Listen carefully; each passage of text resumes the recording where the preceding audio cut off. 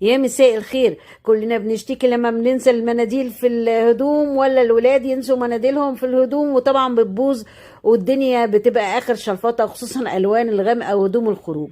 يلا نشوف حل الحكاية دي. اول حاجة، لو كان فيها شعر او وبر او حاجات من دي، في الكور الشقية دي بتتباع وبتشد الوبر وبتفرد الهدوم.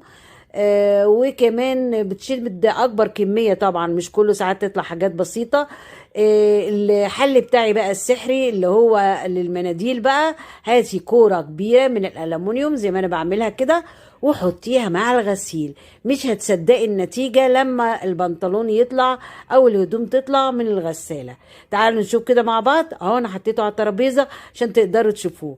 طبعا فرق كبير واختلاف كبير.